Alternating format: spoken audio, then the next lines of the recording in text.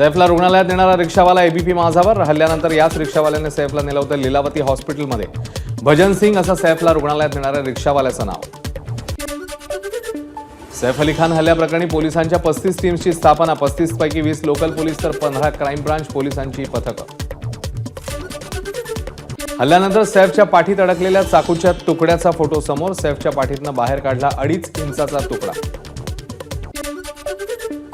सैफच्या घरी सुतारकाम करणाऱ्या एकाला पोलिसांनी घेतलं ताब्यात। पतीला ताब्यात घेतल्यानं संबंधित व्यक्तीच्या पत्नीकडनं नाराजी व्यक्त। सैफ हल्ला प्रकरणी शाहिद नावाच्या संशयिताला पोलिसांनी मुंबईच्या गिरगाव येथून घेतलं ताब्यात। शाहिदवर आधीच 5 ते 6 घरफोड्यांचे गुन्हे दाखल।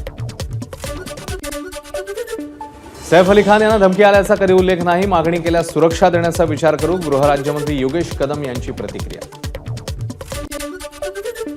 मुख्यमंत्री देवेंद्र फडणवीस 20 ते 24 जानेवारी दावोसमध्ये वर्ल्ड इकॉनॉमिक फोरममध्ये सहभागी होणार। अनेक जागतिक नेत्यांच्या भेटी घेणार। नाशिकमध्ये होणाऱ्या कुंभमेळ्याच्या दृष्टीने उपमुख्यमंत्री एकनाथ शिंदेंनी घेतला महत्त्वपूर्ण आढावा। प्रयागराजमधील योजनांचा अभ्यास करून नाशिक कुंभमेळ्याची तयारी केली जाणार। शिंदेंची माहिती।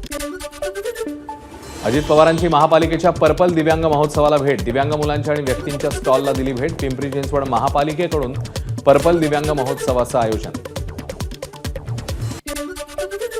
मुकुल कानिटकर लिखित बनाए जीवन प्राणवाण या पुस्तकाच्या द्वितीय आवृत्तीचं प्रकाशन। मुख्यमंत्री देवेंद्र फडणवीसांच्या हस्ते पुस्तक प्रकाशन।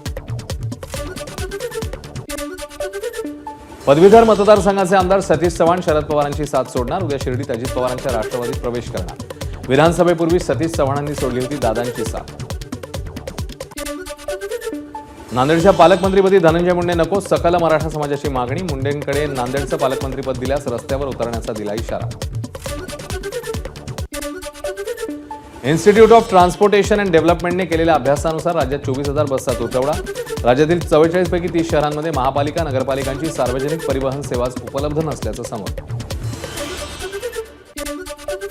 दरवर्षी एसटी महामंडळ स्वमालकीच्या 5,000 लालपरी बसेस खरेदी करणार। परिवहन मंत्री प्रताप सरनाईक यांची घोषणा। एसटी महामंडळ नवीन बस खरेदीसाठी पंचवार्षिक योजना आणणार। सरनाईकांची माहिती।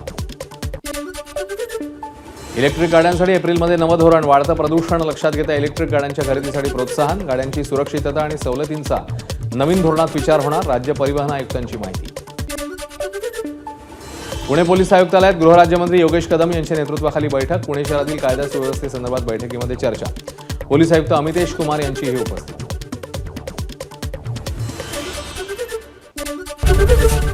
एबीपी माझा, उघडा डोळे बघा नीट।